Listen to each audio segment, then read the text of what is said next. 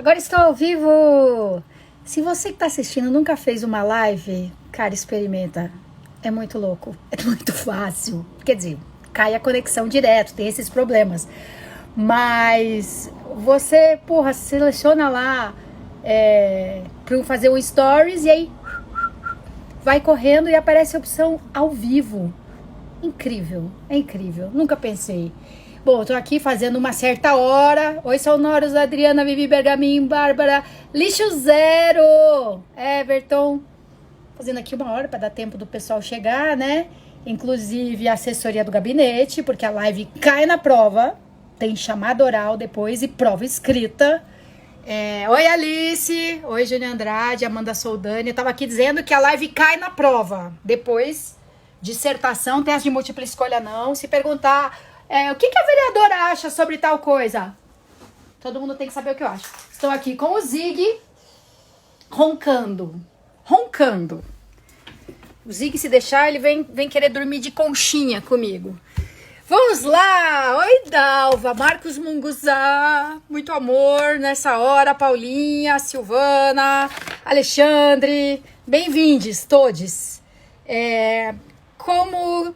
eu costumo fazer uma live dividida em 3 blocos. Primeiro bloco, meus palpites. Análise e comentários sobre a situação em geral no Brasil, no mundo. O segundo bloco, notícias aqui do município, da Câmara, a partir da Câmara Municipal de São Paulo. E o terceiro bloco, algumas coisas assim auspiciosas, animadoras, convites à solidariedade e tudo mais. Ai, Munguzá, como o trabalho de vocês sempre foi lindo, incrível, magnífico, maravilhoso. Bom, para quem não sabe, tem ali, muito próximo da chamada Cracolândia, um teatro de container, que é um lugar incrível, incrível. Eu assisti uma vez uma peça lá chamada Chão de Pequenos. A peça é maravilhosa, eu já assisti 2 vezes e eu veria outras 3. E aí, quando ela foi feita ali no teatro de container, e fala de 2 jovens que vivem em situação de rua, que se conheceram num orfanato, coisa parecida. E aí, a lateral do container é vidro. Então, a gente tá ali com aqueles 2 rapazes, né, fazendo papel dos meninos de rua. E aí tá a rua ali, cara. Tá passando uma viatura da polícia, tá passando um caminhão de lixo, tá passando a galera da Cracolândia. A peça já é muito tocante, muito bem feita, puta texto, puta interpretação, tudo. E ainda naquele lugar, e agora o teatro de container virou, ali, né, a área do teatro virou um verdadeiro núcleo de convivência, oferecendo diversos serviços que o poder público acha melhor não oferecer na Cracolândia. Porque acreditam de verdade, que se não tiver o serviço público ali, as pessoas vão procurar em outro lugar. O que leva as pessoas ali é o crack, né? As pessoas não vão ali para tomar banho, para se alimentar corretamente. Elas vão ali porque elas são usuárias compulsivas dependentes de crack. Alguns até vão lá, compram uma pedra e vão embora. Tem isso também. Mas justamente aqueles que estão na Cracolândia, que estão ali... magérrimos, machucados, desorientados, eles não simplesmente levantam e vão tomar banho em algum lugar. Aliás, eles ficam ali, às vezes, sentados 3 dias insones. Às vezes você encontra alguém, a última vez que eu tive lá, bem no comecinho da quarentena, tinha uma moça grávida que eu puxei assunto, ela puxou também, a gente conversou ali. Aí o que ela perguntou? Se eu tinha... não sei se ela perguntou se eu tinha mais água, alguma coisa assim, e eu já tinha distribuído a água que eu levei, eu já tinha distribuído por lá, umas garrafas de água, assim. Eu sei que no fim ela foi comigo no Extra, que tem ali na Avenida Rio Branco. E eu tava de carro, e ela... cara, antes dela entrar no carro, bom, primeiro que ela tava imunda, né? E aí eu falei, você se importa se eu forrar o banco do carro? Ela, não, imagina, melhor. E aí, antes dela entrar no carro, ela falou assim, abre o vidro primeiro, que é pra circular o ar, né? Bom, ela tava ali, e ela tava acordada há 72 horas, e ela sabia que o carro tem que circular com o vidro aberto, que é pra correr menos o risco da exposição ao vírus. Mas assim, ela muito lúcida ainda, apesar de 72 horas acordada.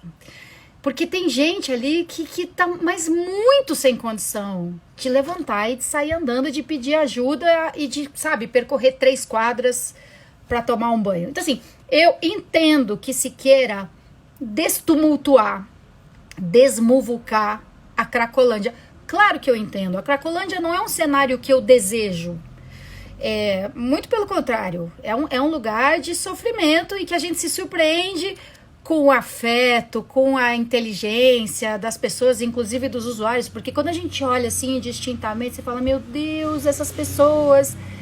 Então, eu entendo a preocupação do poder público de querer desmuvucar, desaglomerar, especialmente agora, mas o poder público não pode se iludir, achando que vai conseguir desmuvucar enquanto tiver pedra vendendo ali à vontade, as pessoas com dependência violenta de crack, aliás, o crack causa uma dependência brutal. Então assim, você oferecer em outros lugares fora dali, para as pessoas saírem um pouco daquele ambiente, respirarem em outros ares, ok, mas minimamente perto, como é ali o Munguzá, como é o teatro de container.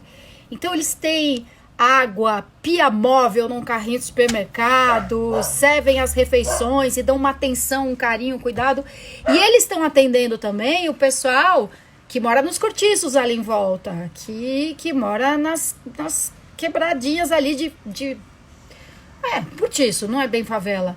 Então, não é só o pessoal da Cracolândia que socorro precisa de água e de alimentação. O pessoal de baixíssima renda que mora perto, mas não é usuário de crack, também está correndo ali ao teatro de container. Oi, Neto Catarino. Oi, Daniel, Bárbara Souza.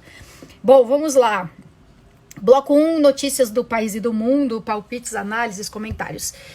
Hoje está se falando muito no bendito vídeo da reunião dos ministros do Bolsonaro, aquele que o Sérgio Moro citou como exemplo de como o Bolsonaro queria sim intervir na Polícia Federal e para preservar os seus filhos, os seus apoiadores. E aí o que o Moro disse lá no depoimento dele foi assim, pega lá o vídeo da reunião que vocês vão ver, a reunião foi gravada, vocês vão ver como era isso aí que eu tava dizendo. Aí foi aquela polêmica, pega, não pega, o Bolsonaro de repente ficou super cuidadoso, daí falou, não, preciso perguntar para os ministros, preciso ver se eles não se importam, eu preciso me aconselhar. Imagina, ele passa com um trator em cima dos ministros, mas nesse caso especificamente ele falou, não, por mim, pode passar o vídeo, mas deixa eu perguntar para os ministros. Bom, no fim não tinha que perguntar nada, não teve escolha, a justiça falou, vai passar o vídeo inteirinho, para ter certeza que não teve cortes, edição, tudo. Aí o vídeo foi exibido ontem para uma pequena plateia de advogados, representantes da Procuradoria Geral. Oi, Márcia! Oi, Marcelo Romão! E aí, pelo que dizem no vídeo, tem assim o Bolsonaro super exaltado, possesso, falando, tem que trocar a direção da Polícia Federal lá no Rio de Janeiro antes que prejudique a minha família. Aí veio a explicação, não, quando eu digo prejudique, eu tava falando da segurança da minha família, afinal até uma facada eu levei, né, meus filhos têm que estar seguros. E aí quem viu o vídeo da reunião falou, não, ele não estava falando da segurança pessoal dos filhos, ele estava falando de prejudicar a família, ele estava falando de Polícia Federal, sim. Oi, o Rebite Natal, que bom que você está aqui mesmo. Ai, o Daniel Jarina falando que os artesãos de São Paulo estão completamente abandonados nessa pandemia. Ai, meu Deus, depois me fala, Daniel, como que a gente pode tentar ajudar. Manda um e-mail depois, rp@soninha.com.br, pra gente conseguir conversar com mais calma. Bom, então a reunião, né? Foi exibido o vídeo lá da reunião para um pequeno grupo de pessoas, e aí partiu um pedido, eu não sei se o pedido foi dos advogados do Moro, mas um pedido para que o vídeo seja tornado público e na íntegra. Aí de novo vem, oi, Jaqueline Vaz Rosa! Aí vem o Bolsonaro, né, e dizer que não dá para publicar o vídeo. Não é o Bolsonaro, é sempre alguém que fala. Não, mas tem questões sensíveis ali para a segurança nacional. Então, quem pediu a liberação do vídeo na íntegra já tem até um plano B. Não, tá bom, se tiver temas sensíveis à segurança nacional, então exibe só as partes que dizem respeito ali ao conflito com o ministro da Justiça, só as falas do presidente da República. Mas até eu tava vendo a Globo News agora há pouco, e o Gabeira falando assim, porra, o ministro da Educação vai no Twitter e fala que a China é isso e aquilo. O ministro de Relações Exteriores fala que é o comunavírus. Aí eles estão preocupados com causar problemas para as relações internacionais, mais do que eles já causaram. Enfim, então o Bolsonaro, né, ele, ao mesmo tempo que ele fala, não, pode liberar tudo, mas tem que ver se não cria tumulto, se não cria problema para a segurança nacional. Aí tem uma coisa muito interessante que é o depoimento dos ministros militares, que são super próximos ali, né, do Bolsonaro, desnecessário dizer. Aí eu vou descer, que é pra ver se o cachorro para de latir. Eu falo pra ele, fala mais devagar, Dubi, eu não tô entendendo o que você tá falando, mas ele não me obedece. Falar devagar não é bem uma especialidade da família. Parou. Então, os ministros militares foram convidados não, né? Foram intimados ontem a depor. Vocês estão ouvindo o cachorro? Incomoda vocês na transmissão? Me digam, incomoda? Não, não incomoda. Os ministros militares foram ouvidos ontem também. E aí, alguns ministros, acho que 2 dos 3 que foram ali convocados, eles retificaram a versão, o que eles responderam ali no depoimento. A Amanda disse que houve, mas não incomoda, a Débora também, beleza. A Márcia sobre os artesãos. Dicas aos artesãos, lojas virtuais que não estão cobrando taxas. Deu na Globo News. Legal, interessante. E então os ministros militares, 2 deles pelo menos, eles não são da área militar, eles são militares ocupando lugares no governo. Eles tinham dito, não, mas o Bolsonaro não falou nada de supervisão de Polícia Federal, nada disso. Ele estava falando da segurança pessoal dos filhos dele.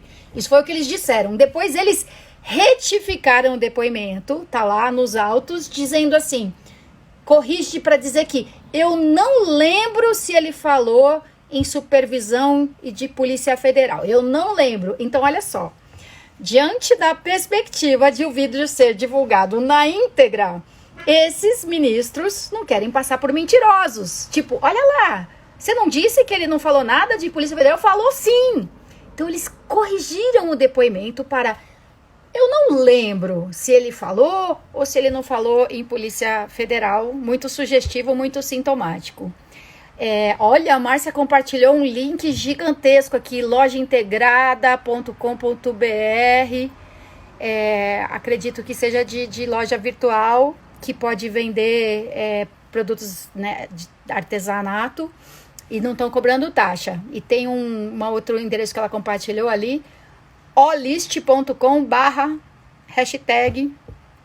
Não sei por que eu tô falando, porque se vocês estão assistindo, vocês estão lendo também, né? Mas vai que alguém deixou o celular lá ligado e tá fazendo outra coisa, como muitas vezes eu faço. Muitas vezes eu faço. Outro dia eu queria ter tirado uma foto, porque eu tava ouvindo a reunião do Colégio de Líderes, eu não sou líder da minha bancada, então agora no modo presencial eu vou. Mas no modo virtual, eles realmente só dão acesso à fala para quem é líder de bancada e os outros todos podem assistir, como aliás o público em geral. Então eu estava simplesmente assistindo a reunião do Colégio de Líderes, deixei o celular lá num canto, aí tava de luva, daquela amarela de borracha, lavando a louça, porque minha mão ainda está em quase boa do meu acidente doméstico da semana passada. Então era uma cena muito bizarra, porque eu com aquela luva amarela lavando louça e ouvindo o Colégio de Líderes, como quem ouve um radinho de pilha, sabe? Então pode ser que alguém esteja ouvindo esta live e por isso é bom, oi prateleira de quadrinhos, eu ler as dicas, os comentários que as pessoas estão falando. A Márcia confirma, são locais para venda de produto, sim. A Lilian também lembra, vai que o cego tá só ouvindo, tem a hashtag para cego ver, que é muito legal, que eu deveria usar mais. Eu não me lembro de usar, quase nunca. O que é o para cego ver? É uma descrição de uma imagem. Né, porque o texto você tem até softwares de leitura, mas uma imagem não. Então o certo é a gente descrever. Ó, o Vebit Natal já comentou aqui. Vivemos em um mundo de mentiras, falsos sentimentos, atitudes forçadas, hipocrisia. É só uma impressão. É uma impressão que bom que é realmente uma impressão, porque não é sempre assim e não é todo mundo assim. Eu e a Lilian, que está aqui no grupo, vivemos nos abastecendo com aquelas coisas de ai, a humanidade, ai, que bom, fé na humanidade.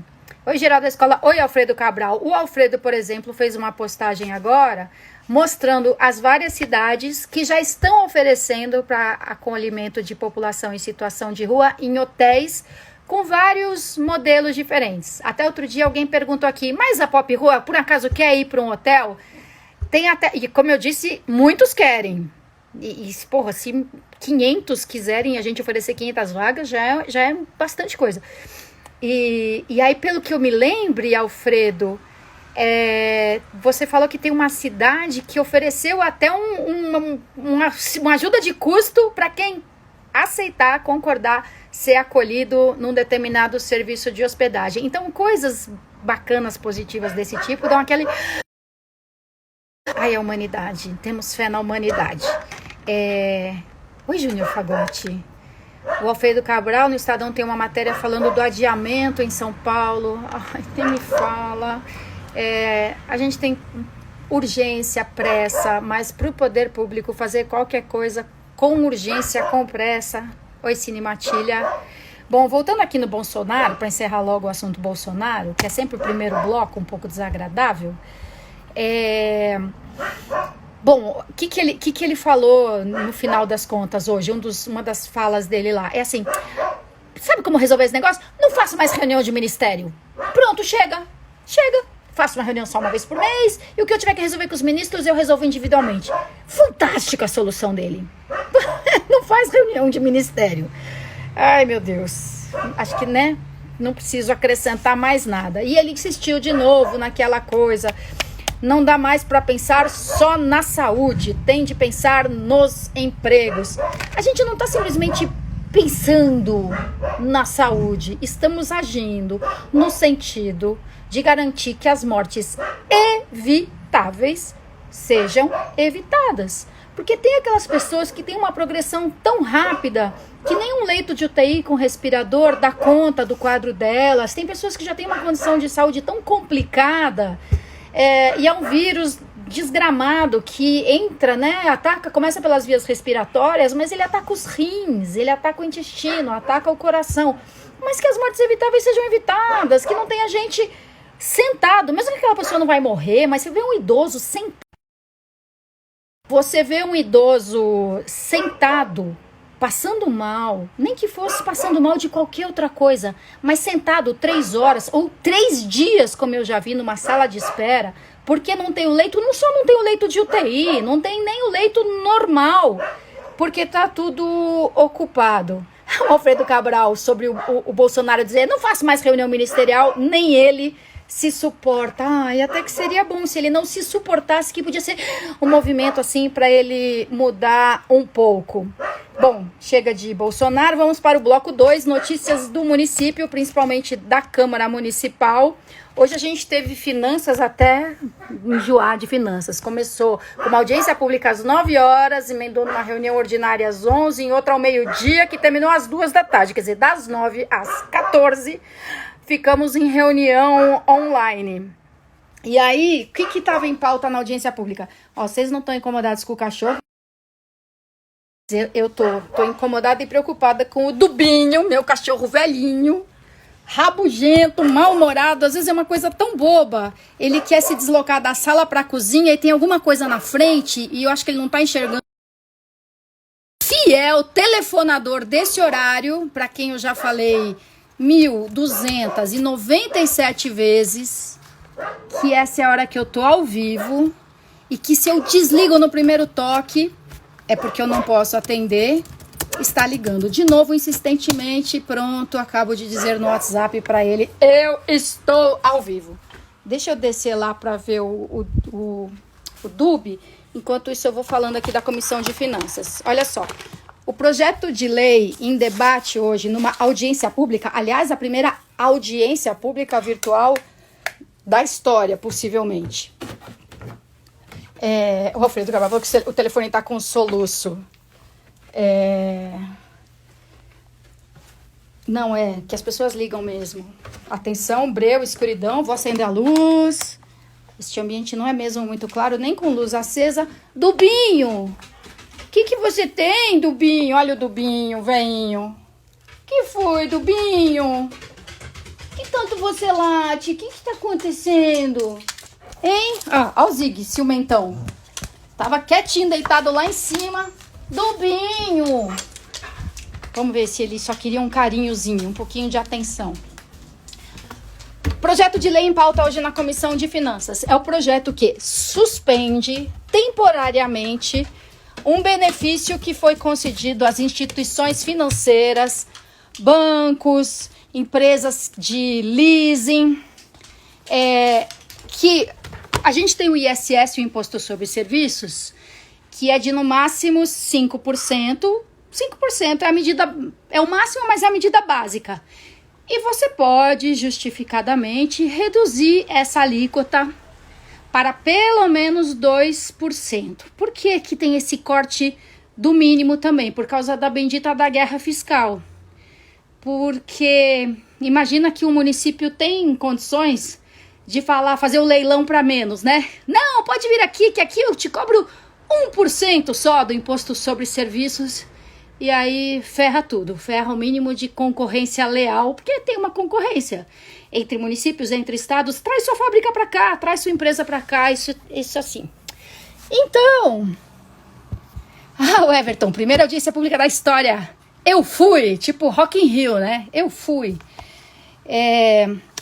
E uns anos atrás foi concedido esse desconto no ISS, em vez de 5%, 2%, exatamente por causa dessa concorrência. Ainda mais que cada vez mais a gente tem serviços virtuais, em nuvem, atendimento eletrônico. É razoavelmente fácil uma instituição financeira falar: mudei a minha sede, mudei.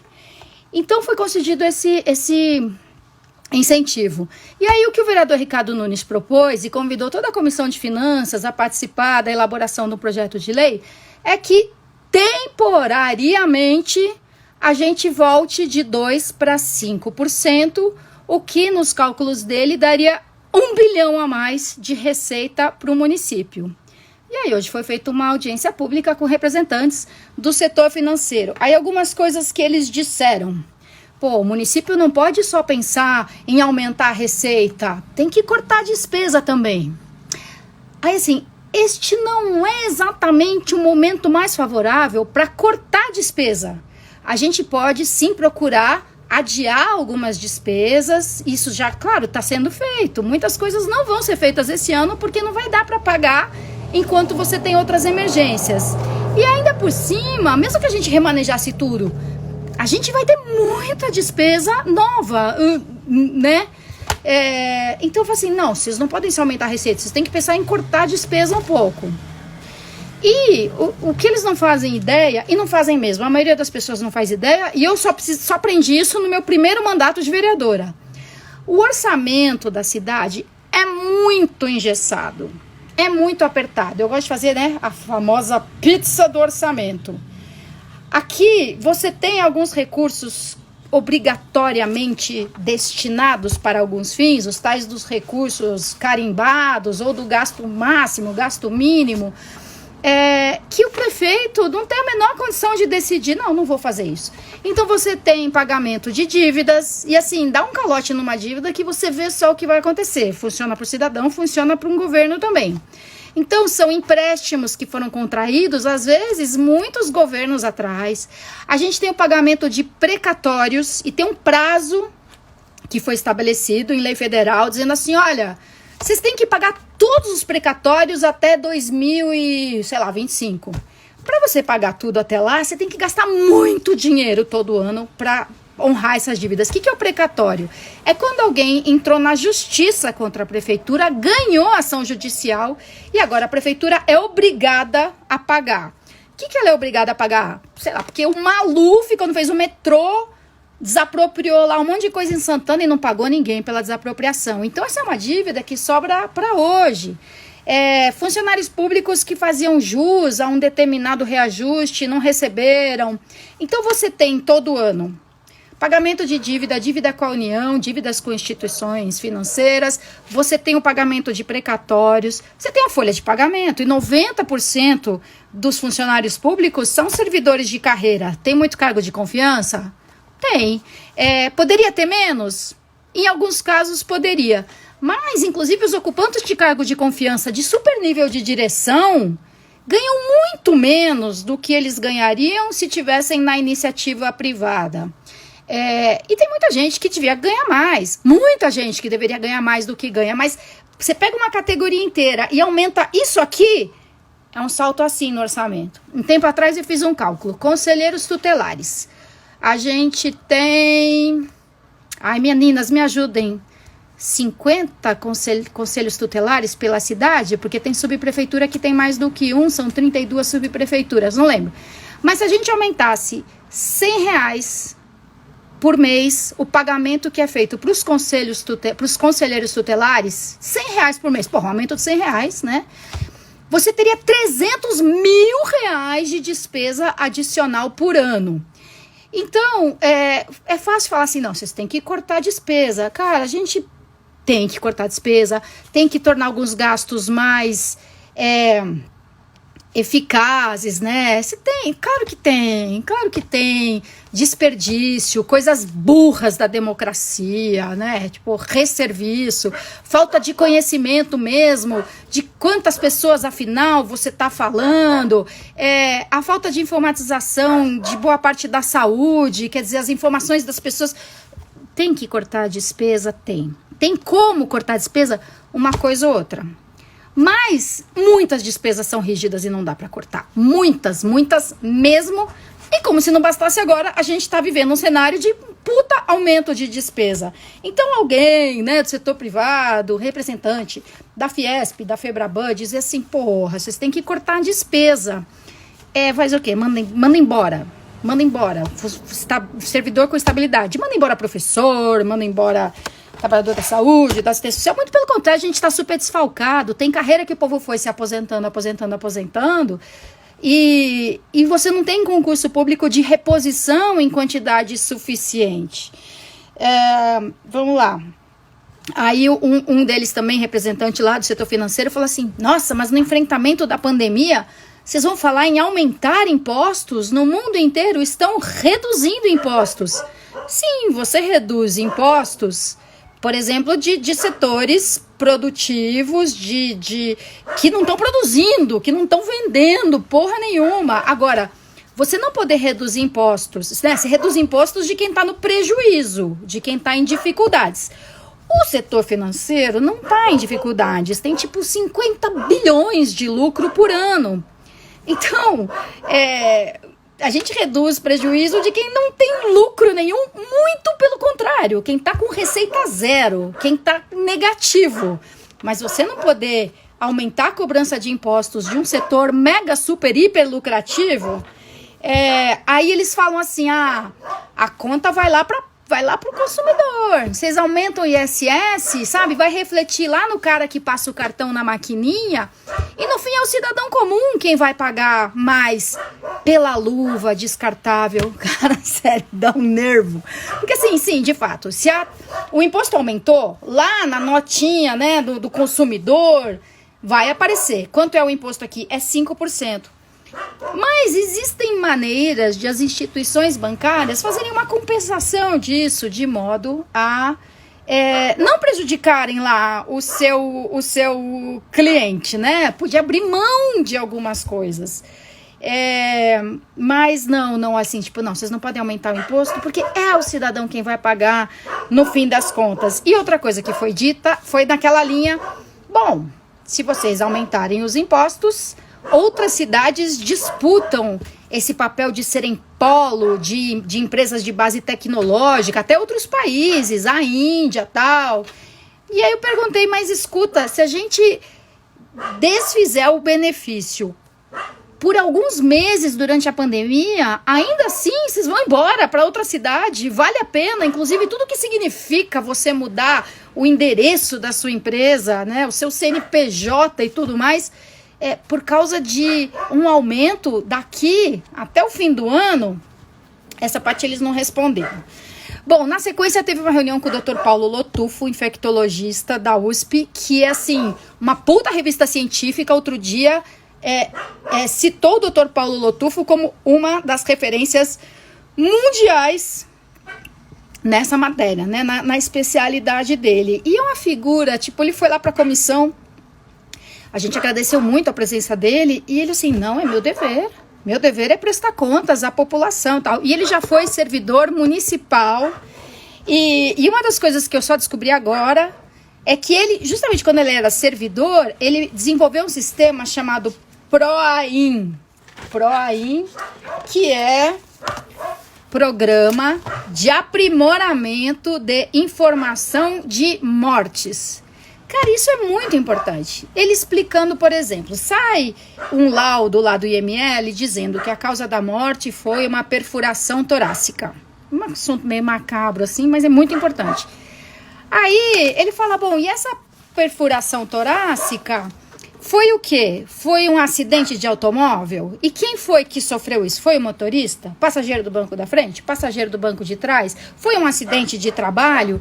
Então, só o laudo do IML pode não dar a melhor informação possível sobre a causa da morte, ou melhor ainda, as circunstâncias da morte. Então, ele criou esse programa de aprimoramento de informação de mortes, em que você cruza informações. Então, o boletim da CET, por exemplo, a companhia de tráfego, é muito mais preciso nisso. Qual foi o acidente, quem foi que morreu... Ah, foi o passageiro do banco de trás. Porque isso gera informação de qualidade para que a gente desenvolva melhores políticas públicas. E aí a gente, né, aproveitou um super infectologista para fazer perguntas sobre a pandemia mesmo. E alguns vereadores, inclusive eu, perguntaram sobre os testes positivos para a corona. E ele disse que realmente um teste, um falso negativo é muito ruim. E um falso positivo também é muito ruim, porque a pessoa pode pensar o seguinte, bom, já tive corona, estou imune, não represento mais um perigo para ninguém, começa a circular por aí todo serelepe e, na verdade, não teve ainda e pode contrair e pode transmitir também. E outra coisa que eu perguntei, bom, se temos um positivo verdadeiro, realmente o cara tem lá os sinais de contato com o coronavírus, como é que a gente vai saber se esse positivo é de alguém que está no começo da doença e, portanto, ainda nem apresentou sintomas, ou se alguém que já teve, passou sem sintoma e foi curado? Como é que a gente vai saber? Esse positivo, claro, se eu tive todos os sintomas, fiquei 3 dias lá de cama, ok, mas sem sintomas, como é que eu vou saber se eu estou no começo da doença ou depois já da doença? E ele falou, boa pergunta... Estamos estudando. Não tem a resposta para isso ainda. Cientistas do mundo inteiro estão vendo o que é que significa, o que fazer com os resultados dos testes. Tem os testes ruins e mesmo o resultado de um bom teste, o que de verdade aquilo quer dizer. Depois, ao meio-dia, a gente teve... Oi, Guga Prieto. O Alfredo falando assim, você nem tem certeza total de que não... Nem tem certeza total de que não pega mais.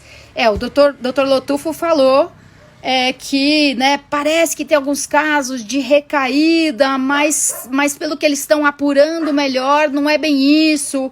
Ou não estava bem curado, ou ficaram alguns tracinhos do vírus. Bom, mas o que é verdade é que a gente não tem certeza da imunidade total. Quem já teve Covid...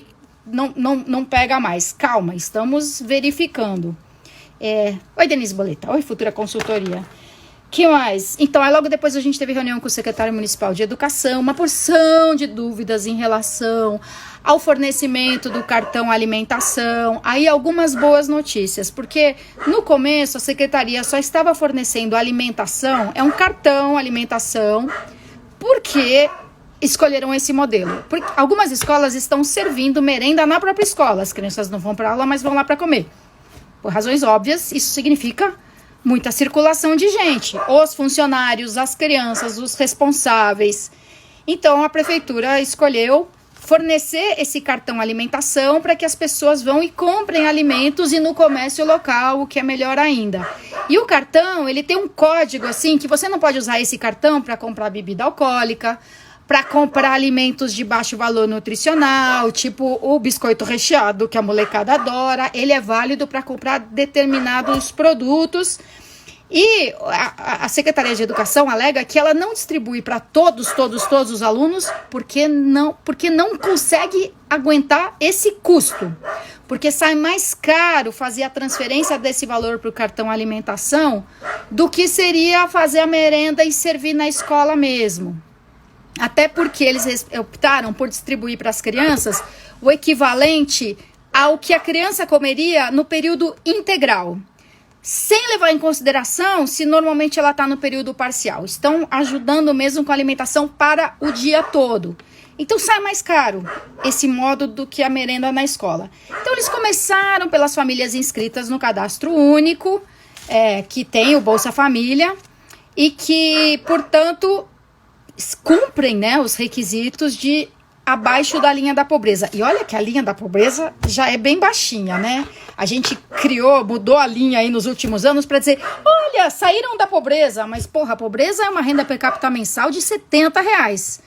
Se você tiver R$80 de per capita por mês, você já não está na linha da pobreza, pelo amor de Deus. Então, primeiro a secretaria ofereceu, né, mas deu cartão alimentação para quem já estava no cadastro único e com direito à Bolsa Família. E a boa notícia é que agora a prefeitura também está beneficiando as famílias que estavam na fila do cadastro único, aguardando a avaliação do governo federal para ver se realmente elas têm direito ao Bolsa Família ou não. Então, nisso a prefeitura se antecipou, está inscrita, aluno da rede municipal, vamos fornecer alimentação também. Mas a gente está muito incomodado com isso de que algumas crianças recebem auxílio alimentação e outras não recebem. Temos que arrancar dinheiro de algum lugar para poder honrar esse compromisso com todas as crianças. Além de uns outros problemas ali com a educação, os servidores que estão de plantão nas escolas, tem uma controvérsia aí. Deixa eu ver aqui que a Denise Bolê tá no estado só para alguns, então, no município também. Oi, Zeca Pauliceia. A Denise fala a data de validade desses produtos. Bom, aí são produtos que estão no comércio, então como todo consumidor, né, tem a responsabilidade de verificar a validade e de não adquirir e ainda, né, alertar o comerciante que pode não saber. Prateleira de quadrinhos, por que não fizeram o esquema que o Estado fez via PicPay? Pelo que vejo até que está funcionando bem para os alunos. Para os seus alunos? Você tem alunos prateleira de quadrinhos, depois fale mais sobre isso. Então, a prefeitura fez uma concorrência para os possíveis fornecedores desse benefício e ganhou um serviço ligado ao Banco do Brasil, que não cobrou taxa nenhuma. Então, ganhou, levou. Não sei como é que está sendo com o PicPay no estado, mas teve isso, teve uma concorrência. Oi, Malu Molina SP, que honra ter você aqui. A Vera está me dizendo, no estado é o aplicativo PicPay no valor de R$55.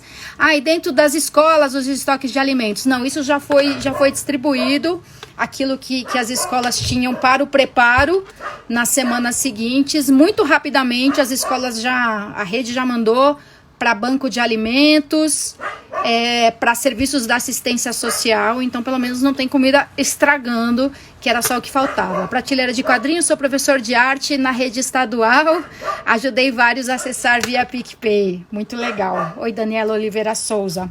Bom, então falamos com o secretário da Educação, aí tem umas coisas muito complicadas, aquelas complicações jurídicas de setor público. MOVA, Movimento de Apoio à Alfabetização, talvez não seja essa sigla direito, mas é o nosso antigo Mobral, para quem é da minha geração. São as aulas noturnas em escolas públicas para quem não foi alfabetizado. Não é nem o EJA, que é um programa para quem já tem uma escolaridade mais baixa, é para quem não foi alfabetizado. Então é o público ferrado do ferrado. E os professores do MOVA são voluntários da comunidade que recebem uma ajuda de custo, que é para o voluntário não ter que pagar para comer, pagar a condução, então ele recebe uma ajuda de custo para cobrir essas despesas. E o que acontece? O pagamento de salários de fornecedores, de colaboradores, está garantido, mesmo sem aula, mesmo sem fornecimento, que é para as pessoas não serem demitidos agora. Tipo, o cara que presta um serviço para a escola e não está prestando serviço porque a escola está fechada, vai ficar sem renda. Então tem uma lei que a gente aprovou na Câmara dizendo as prestações de serviço que estão suspensas por força de uma decisão do poder público podem ser pagas mesmo sem o serviço executado, que é para não mandarem embora o auxiliar de serviços gerais, o funcionário da limpeza. E aí o que acontece? Como essa pessoa lá consta no contrato dela, contrato ou termo de compromisso, enfim, que ela é voluntária e que aquilo que ela recebe é uma ajuda de custo, então não está contemplado na lei e a procuradoria da secretaria fala assim, não, você não pode pagar, porque senão toma lá aquele processo por improbidade, porque não tem previsão. Puta que pariu. Então tem que dar um jeito, o secretário falou que talvez se tenha uma lei municipal especificando isso, que aí ele está dentro da lei. Mas o que eu faria? Como eu falei ontem na Sotaco, cara, você procura os seus advogados e fala assim, vocês vão dar um jeito de enquadrar, de me identificar qual é a forma jurídica correta para eu poder pagar essas pessoas nesse período de atividades suspensas, porque no fim aquele é um dinheiro que faz parte da renda da pessoa, e se ela não tá tendo que pegar o ônibus para ir dar aula, mas é um dinheirinho com que ela contava. Então estamos vendo lá se aprova uma lei para dar essa garantia ou se encontra uma outra forma. Que mais? Bom, acho que da educação o mais significativo é isso. E agora vamos para o bloco 3, coisas auspiciosas, inspiradoras, iniciativas bacanas. Uma é da própria prefeitura, que tem lá o programa SP Cidade Solidária, que tem postos para recebimento de doações dos artigos de cesta básica, produtos de higiene pessoal e limpeza, e ração para animais.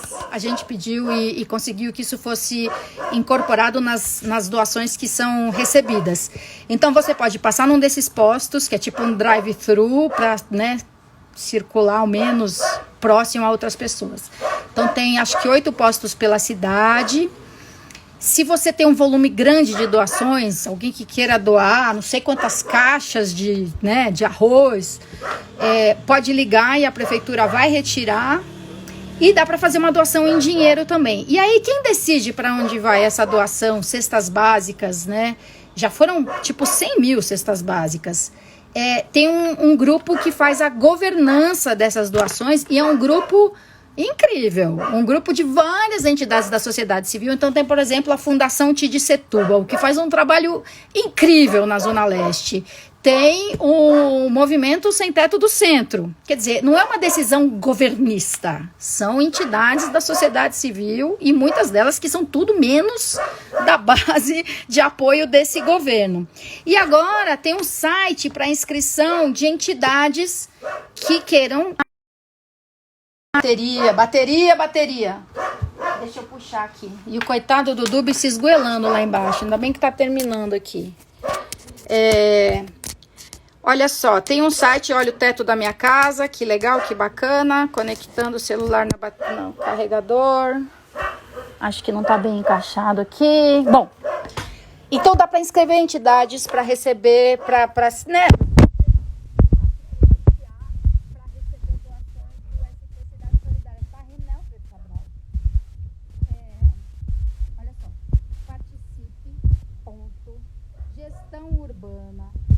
Prefeitura.sp.gov.br/inscrição-cidade-solidária. Inscrição no modo inscrical. O teto é a coisa mais legal da minha casa, o teto da... Se você não anotou o endereço, que é chato, né? Participe.gestãourbana. Sem bom, Maris. Ah, jura? E agora, funciona? Tá, voltou o som? Voltou o som? Alô, vou escrever aqui. Ah, não! Sério? E agora, voltou o som? Voltou? Oi, feitos com amor. Oi, Penha. Oi, Penha! Voltou, obrigado. E agora, não sei até onde vocês ouviram. Bom, mas tem um link em que entidades podem se cadastrar para receber as cestas básicas. Claro que não é assim, você se cadastra e recebe, deve ter, lógico, uma avaliação por esse grupo da governança. Então, participe.gestãourbana.prefeitura.sp.gov.br/inscrical _cidade_solidária. Agora, dica, se você entrar na página da prefeitura, capital.sp.gov.br, SP, vai estar lá. Ou se você der um Google, inscrição, cidade solidária, também aposto que vai aparecer. Cris Taranto, que bom te ver aqui. Está no Brasil? Cris Taranto, minha companheira de prática budista. E mais uma notícia bacana para encerrar. Tem uma escola feminista chamada Abya Yala, com Y nos dois casos, Abya Yala. Abya Yala é o nome que povos originários, no caso da Colômbia, era o nome que davam a este nosso continente aqui, antes de chegarem os europeus e falarem, vai chamar-se América. Então era conhecido como Abya Yala. Então tem uma escola feminista, Abya Yala, que faz um trabalho incrível na Zona Sul, de encontros e conversas, hiper legal. E não estão fazendo esses encontros presenciais agora, lógico, porque são pessoas inteligentes, responsáveis, solidárias, compassivas.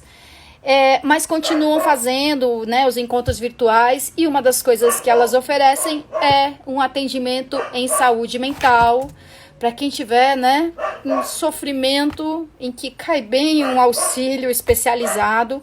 Então, são psicólogas devidamente registradas, Conselho Regional de Psicologia.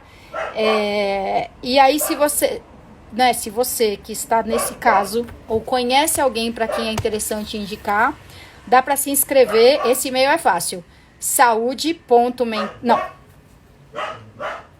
saudemental.periferia@gmail.com. Então, se você, né, quiser se inscrever para um atendimento em saúde mental, que elas fazem por WhatsApp, por Skype,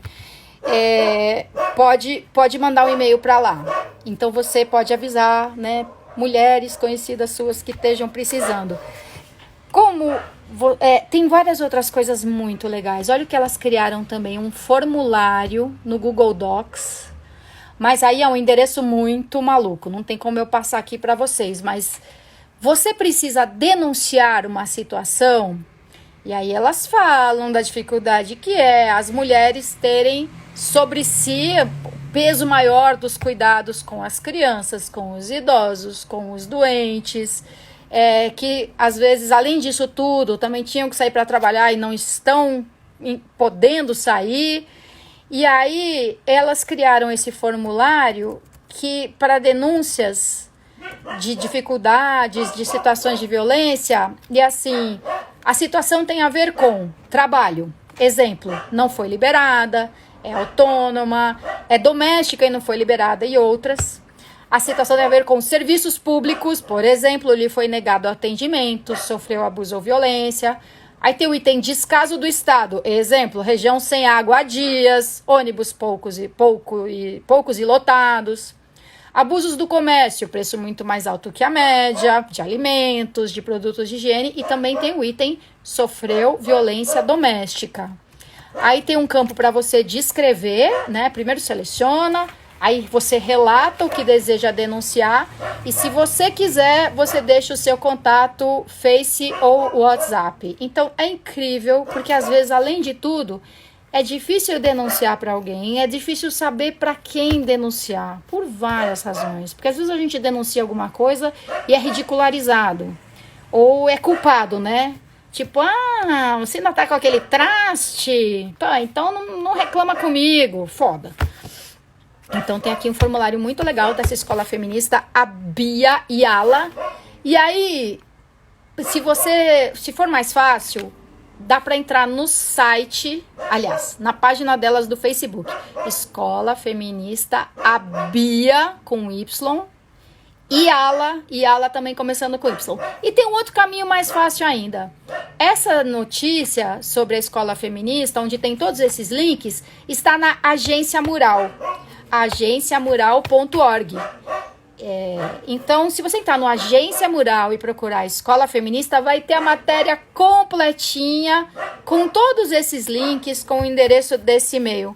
Muito legal. A Denise manda parabéns para as meninas pelo trabalho. A Alice diz, vou colocar o link no Stories depois. A Alice é uma das responsáveis aqui por organizar a comunicação do mandato. A Cris conta que não está no Brasil, mas está conectada com a gente aqui. Muito obrigada. Olha que maravilha. Eu fiz bem menos de 1 hora, eu acho. Normalmente já aparece o reloginho do Instagram aqui. Falta 1 minuto e meio. Então, muito prazer conversar com vocês, compartilhar minhas impressões e palpites sobre a situação no Brasil e no mundo. Esse é o bloco 1.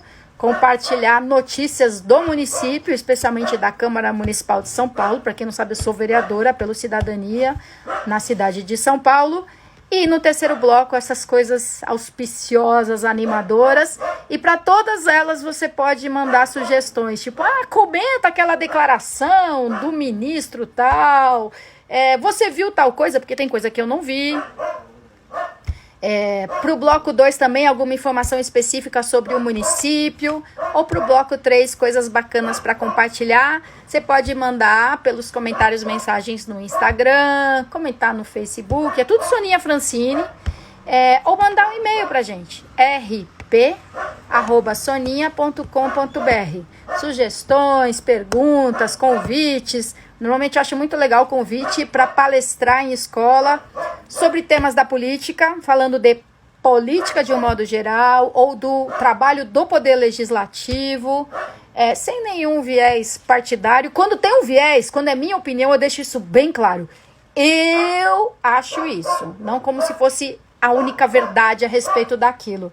Então, adoro dar essas palestras, ou falar sobre alguns temas que às vezes os professores têm super dificuldade de abordar, tipo drogas, tipo sexualidade, diversidade sexual de um modo geral, adoro. Não está sendo possível fazer isso agora presencialmente, mas se vocês acharem que tem alguma utilidade fazer isso online, estamos aí. Muito obrigada pela presença de vocês aqui em casa, do teto legal, que o Alfredo Cabral gostou. O Alexandre Cardoso também comentou, seu teto é bacana. Meu teto é bacana. E valeu, até amanhã, mais ou menos às 6h30, ou até a hora que vocês mandarem uma mensagem aí pra gente se comunicar. E prateleira de quadrinhos, eu ainda vou deixar os zines bem aqui do meu lado, para vocês verem a quantidade de coisas legais que eu tenho e que serão suas. Valeu, gente. Obrigada.